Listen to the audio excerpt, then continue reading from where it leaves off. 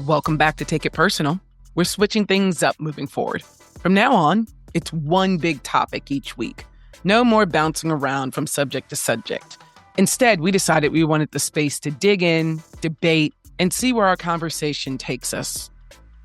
And for our first deep dive in this new format, well, we decided it might as well be the obligatory Taylor Swift episode.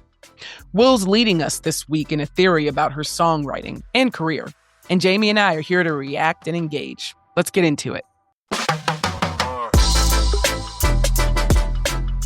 So really start off, easy subject is what prediction about a celebrity have you had that just aged terribly?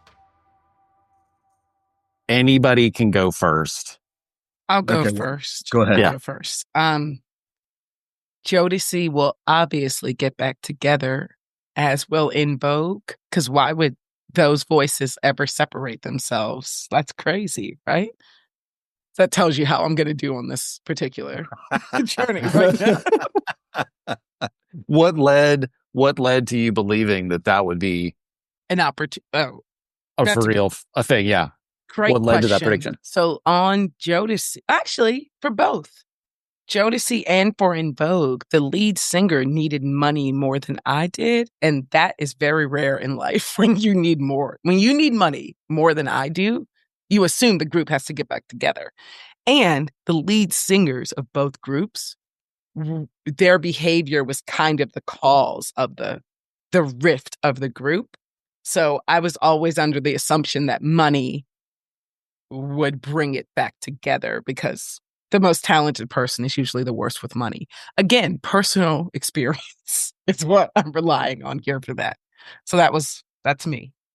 That's pretty factual, though. I mean, the creative types, the talented types, they just don't think in terms of reality. I mean, I'm awful with money. I'm terrible. That's why I have a financial officer that I report to whenever I pay the bill.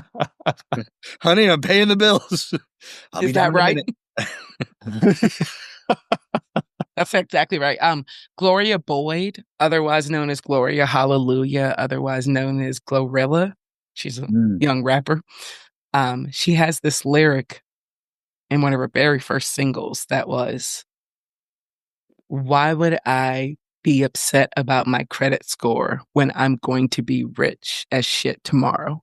It's something to that effect. And I was like, that is a terrible way of thinking and exactly how I felt at 24, 25, Right. 26. I'm like, I'm going to hit for being a millionaire. What difference does it make if it's a 550 or a 750? And as you know, makes a huge difference. It changes your whole life. It's the thing we're all living under. But that sentiment, it's hard to get away from if you're creative because you think you can flip it. Directly relating to that, I graduated college and said, I am not paying these fucking student loans because eventually they're going to go away. And guess what Grandpa Joe did for me in his first and last term as the president of the United States?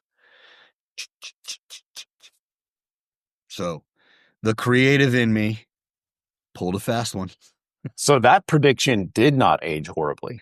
No, that prediction aged well. My prediction that aged the worst for sure is that in 2016 I said there's no chance Donald Trump wins the presidency. Yeah. And I know he's a celebrity because he sure as hell is not a politician, but it could not have ended more poorly because I severely underestimated the ability of half of America to just go completely fucking insane. And here we are. Yay! So that's one. That's good. This is what led to me and Steph having a number of conversations last year about the election and people just being like, there's no way it's not going to happen. And me just having these moments where it's like, y'all, like, I really think a lot of people are underestimating the willingness of people to just not vote for a woman. To just literally be like, I mean, but the presidency, I mean, it's like I'm not trying to say, but you like that, there's a lot of those people. There's a lot of those people. That's so on all right, another well, note, take us down the path. I thought Snow Patrol was going to be bigger than Coldplay. That didn't age well. There's not a lot of explanation to it I aside love from you for that. I'm just not a huge Coldplay fan. And I was just like, there's no way. What are you guys talking about? There's no way this is, and man, I was wrong on that one. Snow You were Patrol? incorrect. What was their biggest hit? Man, I don't even know. That's the thing. Grey's Anatomy. They had a song that was on Grey's Anatomy. Oh, How to Save a Life. Isn't that Snow Patrol? How to Save a Life. I really do not think so. Isn't that Snow Patrol? That's Snow Isn't that? Patrol. I don't even know. Now I have to go find. I'm sorry, Will. Go ahead. No. So we don't have to linger on that one. But this all got started with a hot take that I had talking to Paige, because we were going through when Taylor Swift announced her new album and her engagement and all this stuff was coming to fruition.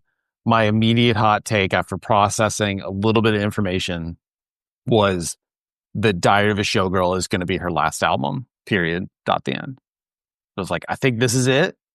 And some support that I think actually puts this in a really fine point comes from two of my favorite people, Bowen and Matt over at Las Culturistas, where they were trying to predict futures and like what could happen. And they floated out the idea of a Vegas residency, where it's like maybe she and Travis decide to have kids, they have a little family, you do something like a Vegas residency, you can still perform. She proved that she can basically do the same show night after night and still like have little tweaks and changes, and it's amazing and everyone has a really, really great time. But a residency would make it much easier to like have little kids. You're at home during the day, you're performing at night or a few nights a week, like that sort of stuff. And I'm saying this not in the sense of, oh, like she's going to have kids and become like a family person and then like very like Harrison Butker, be like, she's going to be a stay-at-home mom. It's really more in the like, she seems like a person who's fought really, really hard for her fame, really, really hard for all of her, like just everything that she's got. It does not seem like it's been a very like simple road for her.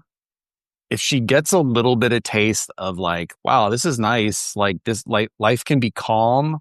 Life can be simple. I have more money than anyone could ever imagine. And laying on top of that, just something that anyone who's like under the age of 32, I know just won't understand, is that when you hit that part of your 30s, that mid 30s, people can really, really change who they are. Like if you get a taste of a certain thing in that time period, you can really, really change as a human. And just all of a sudden you're like, yeah, I do just want to be a gardener now. Like baking bread is incredible. I never knew it would be my number one hobby. Like that sort of stuff that all millennials have like turned into like old grandparents now. So I started thinking about that, which is one. And also it's like, you can immediately poke holes in this theory because like that'll be her 12th album and 13's her favorite number. So she'll almost certainly get another. But anyway, it got me thinking down this really long, crazy path of like what's going on with Taylor Swift. And it hit me that I was like, I don't think a single one of her songs are actually about her. That she's actually a fiction writer and every single song is about different people, different places. There's maybe one album, Reputation, that I think is fully actually autobiographical. But today I'm going to make the case for you guys that it's all just imaginary. Are you ready? I mean, I'm ready. If one can get ready for such Right. theories that have been posited, okay. I have lots of feelings already, but I'm going to strap. Hold on. Let me. Yeah. I wasn't strapping it. Hold on. Let me do one more thing. I buckled into my gaming chair. Okay. So to lead it off, I'm going to introduce you to a person. If you don't know, his name is Dennis Linde. And he is a music writer who is sadly no longer with us. He passed away at the age of like 63, I think, in 2006. Very famous country music writer that was not really like into fame though. So he was always kind of like behind the scenes. Some of his song credits are 1972 Elvis Burning Love. Then a few other famous. So that was really like what kicked off his career. And then here's some other famous songs that you probably know of his. Bubba Shot the Jukebox by Mark Chestnut. If you don't know it, go look it up. It's a good time. It Sure Is Monday, another one by Mark Chestnut. Callin' Baton Rouge by Garth Brooks. John Deere Green by Joe Diffie. And Goodbye Earl by the Chicks. This guy has written some serious country music hits in his time. He's in the Nashville Songwriters Hall of Fame. He's won like all sorts of awards. Like in 1994, he won the BMI Top Writer Award. He won an award for like anyone who grew up actually listening to the radio knows what a big deal this was. He had like 1 million listens for some of his songs. Like that's like 100 million plays, like that sort of stuff. So like this is a huge guy. The interesting thing about him is every single one of his songs is from this little town called Lindeville. Every single one of the characters in all of his songs are all from this one imaginary place. So like Bubba and Earl knew each other. Like they were like, he literally drew a map of this place and had it. And that's what made me think of this, because it's just like so many of her songs just seem so like they're realistic, but they're not quite realistic. And the thread is there, but it's not quite there. And she seems so like vulnerable in letting some of this information out, but also so unfazed when people just go nuts with theories about it, right? A lot of people, I think a lot of songwriters who have people that create these like really crazy like theories about their music end up kind of correcting people some, and she has remained generally silent. So that's my take. Well, I mean, what do you guys think? Am I completely off my rocker, or do I get to keep staying on the podcast? You're not completely off your rocker. I would say that and you'll find on social media a lot, people just like to associate a performer, be it actor or singer or any kind of performer, really comedians especially. That's a big one. That their on stage persona is their real persona, and I just think that the majority of people are just not like that. You know, I mean, a comedy writer gets on stage like Bert Kreischer, and he does this whole thing about how he hates his kids and this, that, and the other thing. And then I met Bert Kreischer. He's not like that at all. That's just not his life, man.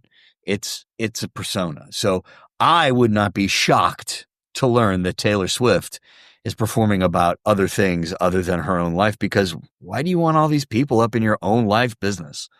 You know? So I wouldn't be surprised by that. Okay. Agreed, Steph, Jamie. rebuttals. No, okay. That is intense.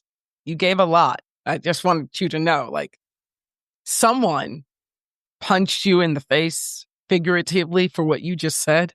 Absolutely. About it not being about her. Like, I don't know who. I don't know what shape she or he is in. But they're coming for you, Will. Yeah, I know. And that's I feel important. like I'm in the process of getting doxxed right now. You should know he is very tall. Very tall is what I would say about him. True. And seems like he knows how to Not lean on this his white back guy, the other white guy. The other white guy. Yeah. There's two of them. So it is hard to believe nothing is about her life, but I think it changed. I think it was originally about her and her teens and 20s. And that's important to remember. It's like her first single that really hit, she was 15. It's crazy. I think it was incredibly about her. Or to your point, it could have been the Bronte story. Like it could have just been Charlotte or someone writing something, or her reading something in 10th grade English and it being about it. I think it's really hard for me to believe that it's not about her, especially All Too Well. As she ages, there's like All Too Well is a song that has a 10-minute version. And that actually feels like personal scripture. But again, because it feels like personal scripture, it's making your point that shit is not about her. And now I'm getting upset as I talk And in your 30s, you don't necessarily lose love. Okay, and I know very little about this because I've been in love throughout my 30s, but you don't lose love. You kind of gain perspective. And there is I won't say the word that would normally come out of my mouth, but that ninja and move breaking up with him wasn't the end of the world. I survived it. I laugh a little now. I hear that in her music too. But again, that is just becoming a 30-year-old or being in your 30s. Like we all felt like, I didn't even really love him like that. That's crazy that I found that out. She grew up with us, man. I know. So this girl writing diary entries at 19, now a woman telling fables, what, like 33? The fans, okay, all right, this is hard to take. Yeah, but I understand let me that go it ahead could and be, okay. let me go ahead and hit you with more of my research and thinking. Hit me. This was the time for you to make me feel better. We're not even done yet. Yeah. So she has basically said on different occasions that she has like an autobiographical style, right? She has said that 100%. But she has also made it clear that large parts, if not the entirety of Evermore and Folklore, are all about fictional characters. That she's just imagining herself like being these people or channeling their story through herself. Like she's kind of said it. And then what really triggered this all for me was her post about the engagement to Travis in the way she described it. Do you remember how she described the caption that she put? It was a song from her. It was a lyric from her song, one of her early ones, no? Maybe. I don't know if it was a lyric or not, but it was basically like when the gym teacher and the English teacher get together. I do remember that. I do remember that. And she's talked a fair amount about how like she's really into the lyrics and like telling the story, and like Dead Poets Society is this whole like literature thing. And that's where I was like, gotcha, sucker.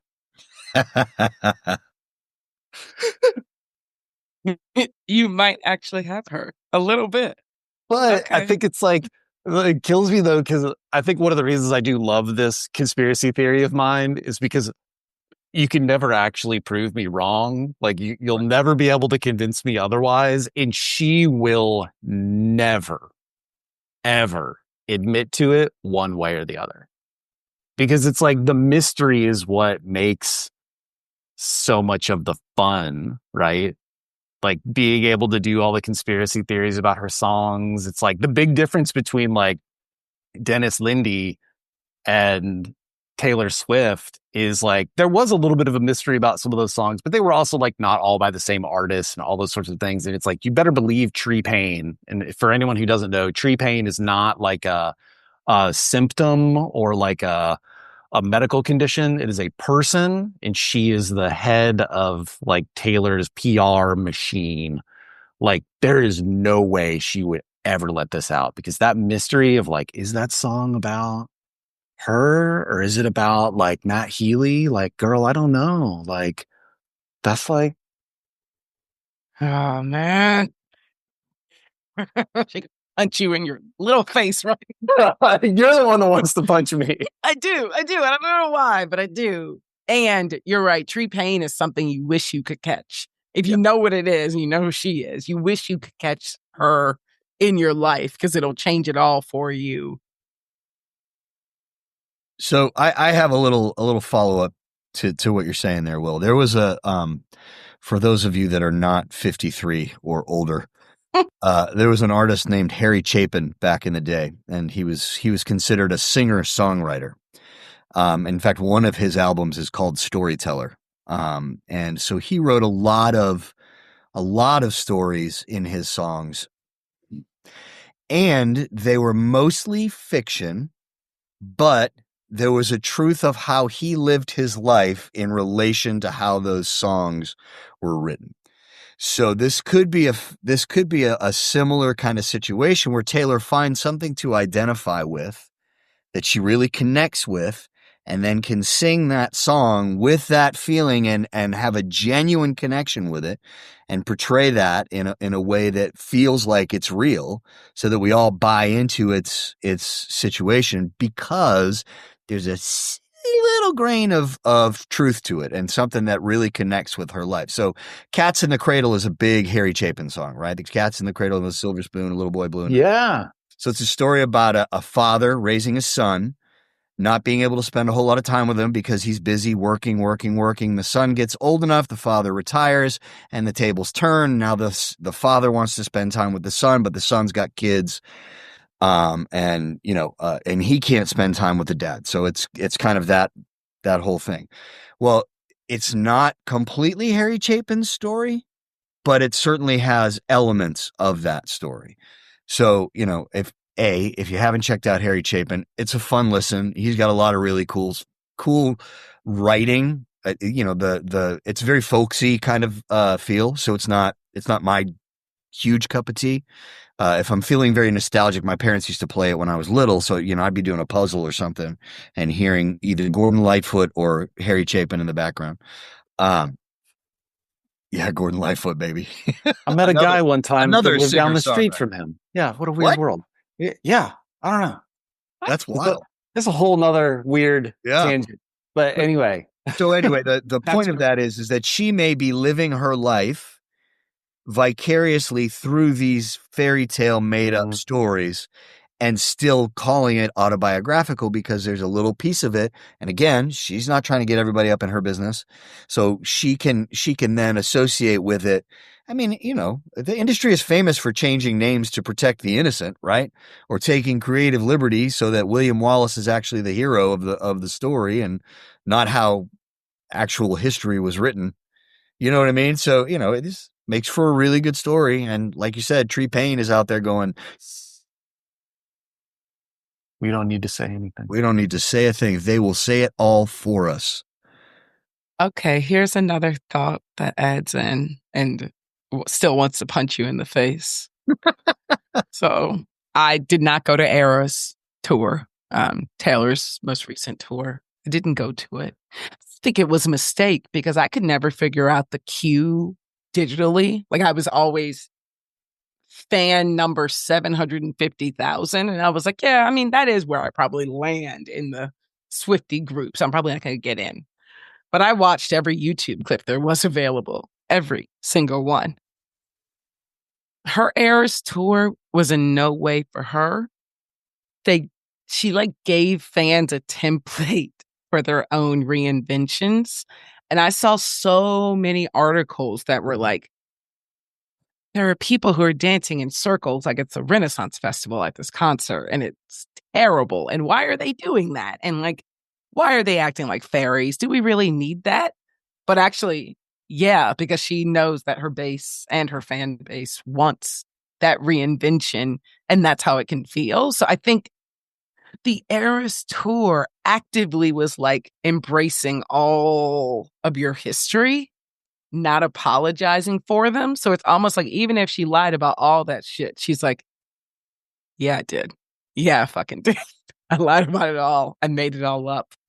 You can too, girl, if you so choose. Is I keep coming back to what she was trying to signal in the Eras tour, and that gives you more credence, which makes your face more punchable, you see. I feel like the Eras tour actually leads me to believe that it was this sort of you get to see the whole story arc, and then she does one final album, and we're back to my first hot take. But I need to get back to that too. Don't let me escape that. We'll talk about that. But yeah, I mean, I guess in the end, where I personally ended up with this is one is I don't think it really matters, whether it is real or not to me. Because one thing that I will give Taylor Swift above many, many, many artists who are out there, and whatever you feel about Taylor Swift's music, maybe you don't connect with it, maybe you just hate the sound of her voice and you can't get with it. There is one album of hers, I feel for each person. Like there is one album that each person in the world can like sit down and listen to front to back and feel like she wrote it just for you. And it's pretty incredible the way that she does her writing, and like whether it's autobiographical or not, to me in a way like doesn't matter, because she's so good at connecting with fans. And that's what you were saying made me think of this stuff. Is like she's able to like embody herself and her fans all in like every single song and make you feel like you're almost like you've been part of the creation process somehow, and like you're getting money back from it. You're so excited. It's like, this album's going to be a huge success. I'll be able to retire. It's like she brings you in a way that not many artists, I mean, what other artists in history have been like that? Like maybe Michael Jackson is one. Yeah, but did you ever feel like Michael Jackson was writing a song about you? Never. Bad for sure. Taylor does make you feel like, oh, this song is about me. Yeah. She wrote this because of me. There's an approachability to her that others don't even attempt to do. I'll make the argument the other way. And I've seen this in many TikToks, so I won't ascribe it to my own ideas. But sure, maybe I came up with this idea too. The difference between Taylor and Beyonce. Yes. We got there. Sirens everywhere.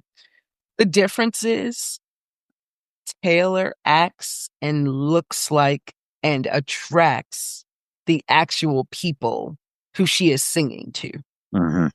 Beyoncé, her entire bit is, I am completely unattainable. And you can get shreds of that unattainability and feel like you slay. Like you slay as well as anyone else on the planet. She makes you feel invincible or a superhero for a bit of time. Whereas when I listen to Taylor, it is often like, oh, girl, you're kind of close to the bone. That's a little realistic for me. I'm going to head back over to like Alien Superstar that makes me feel invincible with Beyoncé, because Taylor, she is very comfortable in the vulnerability that is the normal woman. Whereas Beyoncé is like, don't be normal. Just try to be exclusive, different, and frankly, exceptional. That's your brand. And so I do, they have maximized both directions of that, and yet somehow come together in so many different ways commercially and yeah. So, oh man. That's a great way to describe the difference, by the way. I'm so impressed with the way of you summarily described that, and I was like, God damn, yeah, that's right. It's not all me. Well, but the Beehive helped with that, and the Swifties help with that. Because we're all trying to figure out how we are so in love deeply with these two artists while not being in love with each other.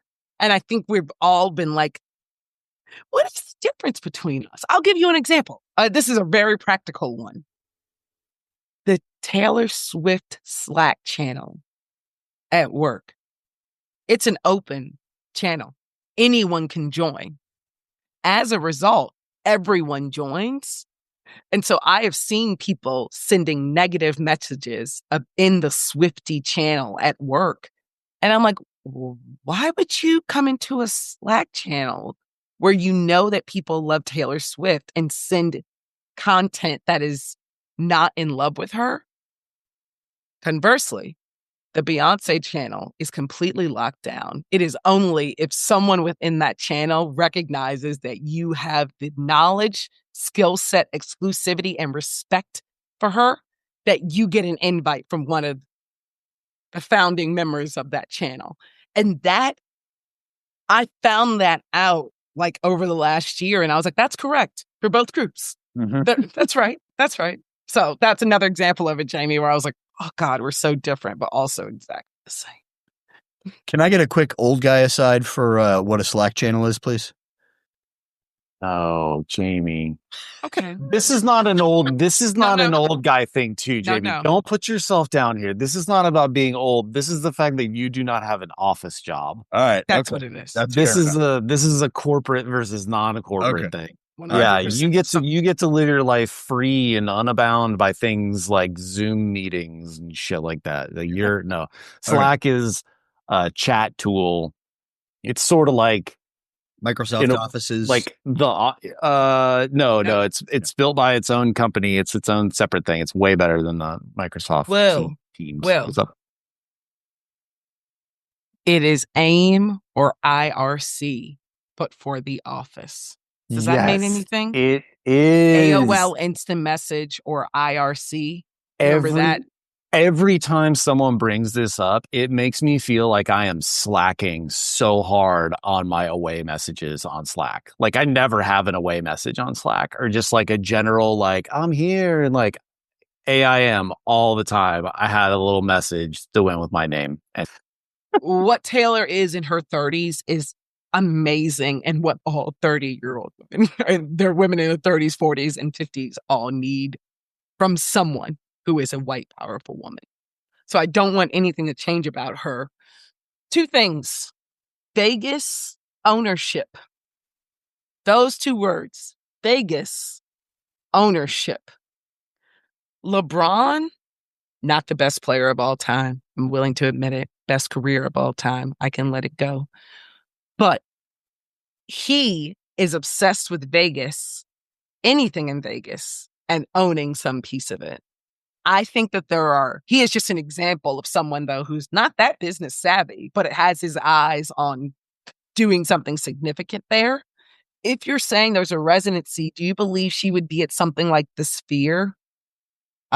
Which I don't know if you're familiar with, but this is where U2 played, and it's supposed to be a amazing, incredible experience. And ding, ding, ding, ding, Beyoncé had a little bit of a lawsuit with them, and they were like, really? Yeah, you're using the stage set that you were building for the Renaissance World Tour and then Cowboy Carter Tour. That is too similar to the technology that we have presented in the Sphere. And I think they settled, because I think I don't know. I'll check that out. We can strike that. But I think where she would be in Vegas matters. But I also think there's credence to, like, man, that engagement announcement came with 3 other business announcements. Like Travis sold or got some partnership with American Eagle for his clothes business. There were 2 other things that I saw just in passing. That union will yield very, very significant business fruits. And I don't know what they look like. I don't know if it'll be as big as a blue ivy fruit, where you can put it on stage and make it dance for you in the future. Which is nobody wants to see Travis Kelce dance. No, no one wants to see that. Yeah, you're right. But Jason Kelce. No, actually, I was going to say, that's not true. Black women love Travis Kelce, because before he had Taylor, he was the white chocolate of the scene. So no, they'd be fine with him dancing. They didn't love the tuxedo and his whitewashing, but we always knew he would go back because he's good looking. So yeah, I think that's. Huh? Did you see the release party that's going to be in the theaters? So she's releasing the album, but she's putting her release party in theaters for. We'll plan this topic. So you can go watch rich people party. Correct. Yep. I don't feel great about that. Well, it's going to be a big seller. Someone talk me off the ledge. It's early, and I will drink myself to death today. No. What? Yep. I don't hate it. I feel so old all of a sudden. I'm like mad too. Someone explain this to me. Explain yourself, Jamie. So CNN put out an article that said the official release party of a Showgirl will launch in theaters on October 3rd, the same day that the album drops, right?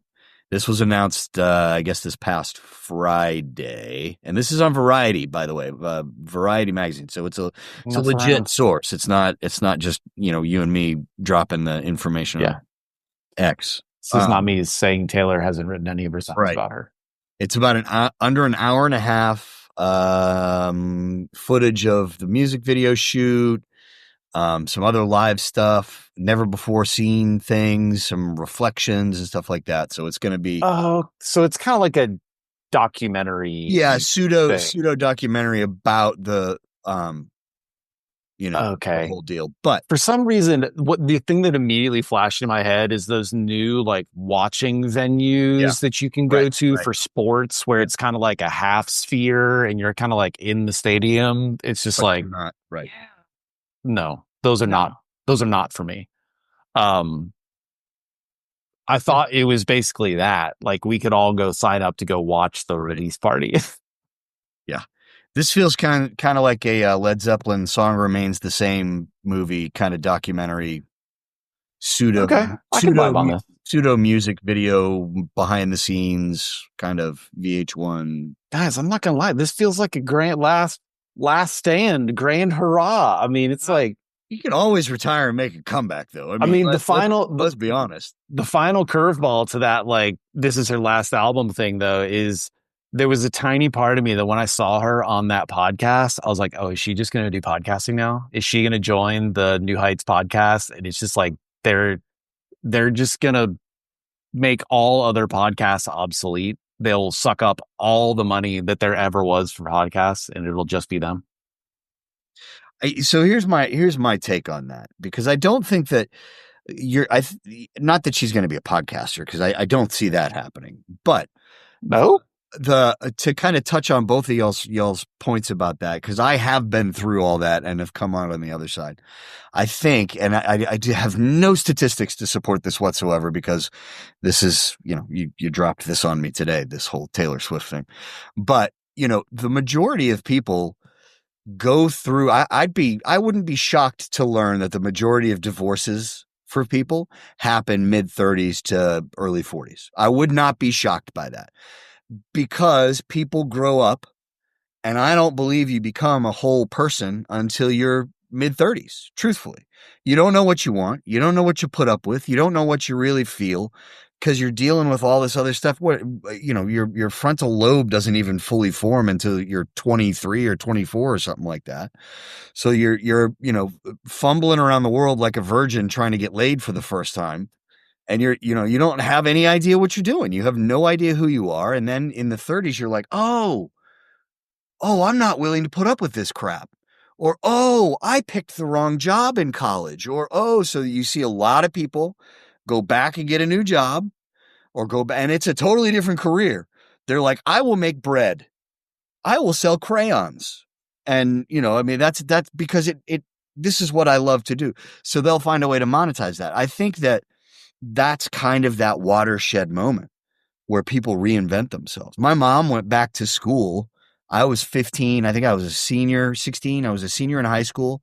She went back to school, got her bachelor's degree, put herself through, this is as a single mom, put herself through law school, opened her own law practice because nobody would hire an older woman right out of college, right out of law school with her degree. So she opened her own practice, and that's all at, if I was 15, she would have been 40, right around then. Yeah, of course. So Yeah. 30, 36, 37 years old when all that started. So, that's right in that wheelhouse where people reinvent themselves. And, the Vegas thing, I don't know this for a fact. Again, this is just a feeling, but it feels like a Vegas residency is for older performers, like 50, 60, 70, or Adele ain't gonna like that. people that have hit that wall and had some substance issues, maybe a conservatorship or two, you know what I mean? And then come back from that because it's a safe, secure, we're not on the road. It's stability, like Steph was saying, earlier. It's that stable almost like a 9 to 5, really. You punch a clock, you go in, then you go home to your kids, and then you can have a life. It feels like it's too early for Taylor. Unless she opens her own casino, which I also wouldn't be entirely shocked by, because then she owns all of it. There have been some artists over the time in their 30s that started to do visual albums in their 30s, and they started to reveal more about their truth in their 30s musically. So it is something that happens now more often than it did, where artists are lasting longer. And because they're lasting longer or coming back, the Clips album was amazing this year, but mainly because one of the brothers was 52 years old. And he was like, look at all I survived, girl. How dare you? You children have no idea what's coming for you. Ha ha ha ha. That is like the entire premise of that album. And I think, not to say her name again, but there's other artists that have decided that, I'm going to be different this time around and really start. And in fact, Giselle's first visual album was at age 32, not her first 3 or 4. And so I think there is something of like, this might be the era of I'm going to show, not just say for her. And I think that's really fascinating that women are feeling that in their 30s and not forced into it in their 20s or earlier. The other thing I would say is, you said something that really pissed me off, but now I can't remember it. But it was, yes, you. Okay. I'll wear the punching face mask. Yeah, no, you put it on. It finally wasn't me. Yeah, for once. The age of someone who does a residency.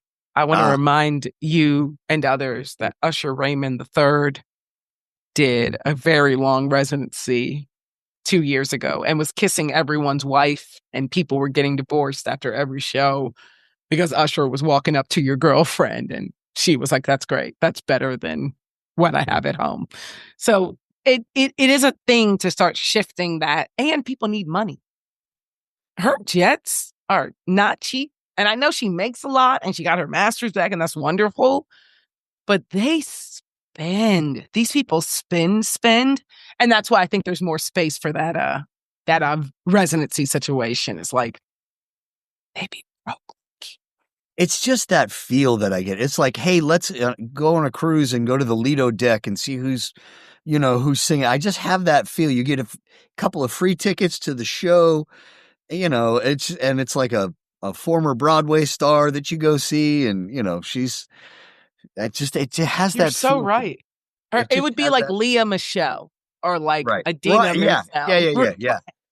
Yeah, that's a perfect analogy. Although, how old is Leah Michelle now? Maybe like 35. Yeah. Right.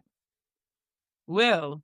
Wow. Okay. Well, what else do you have to hurt? I think you two have like summed that up like really, really nicely, though, in that I think the thing to be excited about with Taylor, if you can feel excited about it, is that like a true transformation is coming. Like almost certainly, whatever it is, so if it's, I don't know, we won't speculate what it is, but it's like she's an interesting case because her music has evolved and changed so much, and the style, the tenor of it, like all bits of it, she's really evolved throughout her career. And so she feels like an artist that has transformed a ton, but in a lot of ways she really hasn't.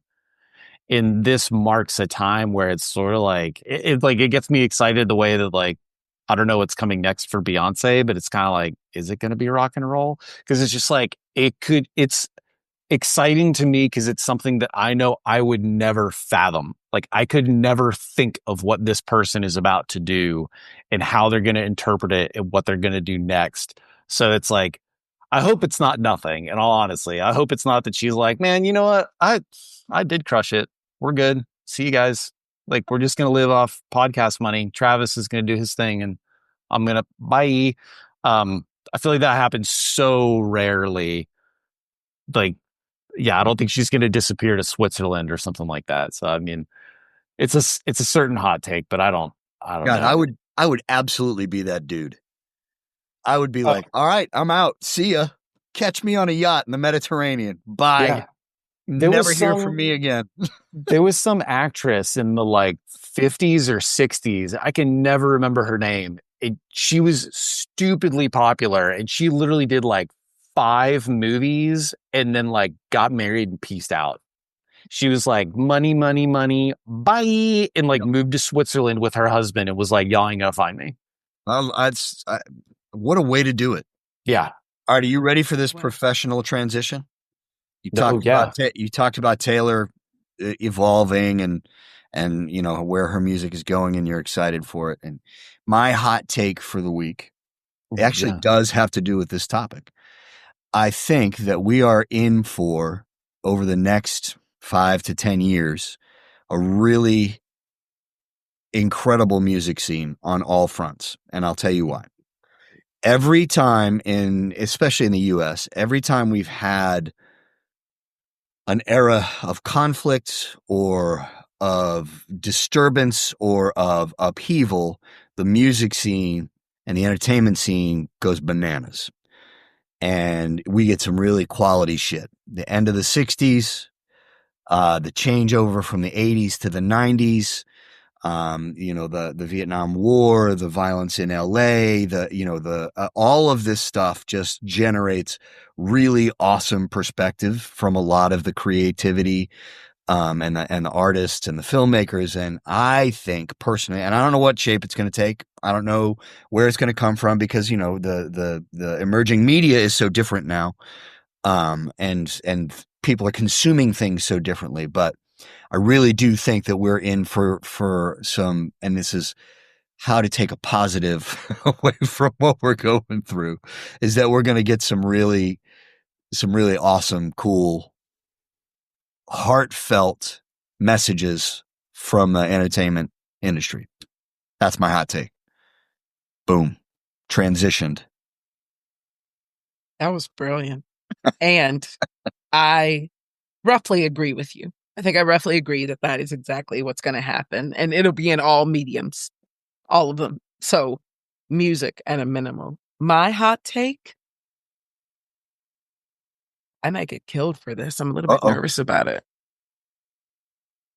Cardi B can make an album every 10 years, and that is fine because what she puts out when she puts it out is of higher quality than some other female rappers that might think they're the very best of all time. And I don't want to say who their names are or get assaulted by their fan base, but she released her album today, and I got a chance to listen to it for 2 hours on a drive this morning. And sometimes you should not rush a damn thing in your life because taking your time will actually yield a lot more results. This woman has not put out an album since 2017, I believe. And she's had many, many, many singles. But when she launched, she had the #1 rap album for many weeks, maybe most of the year. And I think she's done many features. She's done so many things, but she finally put out a full-length project. And as far as the category in which she's working in, she can do that. And I think it's a different model than the other girls in their space. I am so sorry, Nicki Minaj fans. I really am. I have Nicki Minaj t-shirts everywhere. I will be doxxed, but luckily I'm moving so they won't know where I'm going to. That's the only reason that I feel safe. But Cardi kicked the shit out of the rap girls this week. And she did it with all of the R&B girls. She added them all as features.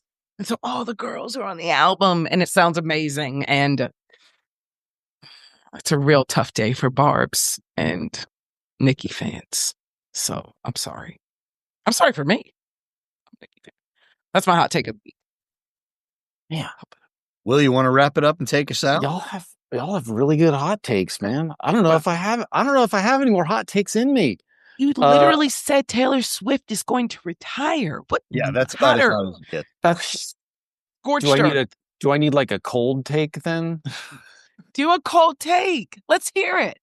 What even is a cold take? It's like you're going to work on Monday. I'm gonna go to work. Well, I'll probably go to work on Monday. I will probably go to work on Monday. That is my cold take to wrap it up. Goodness. Do you guys have anything else? Don't, man. This was fun. But that was great. Well researched. Thank you. Thank you for bringing the tree pain. Thank you. Thank you, everybody, for listening to this week's episode of Take It Personal. As always, you can find us wherever you download your podcast, Apple Music, Stitcher, Overwatch. That's not one. That's a video Well, you said game. Apple That's a Music, so don't video stop game. now. I don't know. We're good. Apple Music. Oh, did I say Apple Music? That's Man, it. But that doesn't matter. They'll find us. This is a cold take then. Also exciting news where we added an account for Instagram, so you can find us on TikTok, Instagram. I think that's it for social media, actually. YouTube as well. Wow, I'm crushing We're this out one, there. guys. The big one. Please subscribe, like, comment, do what you will. We appreciate every single one of you, and we hope you have a good day.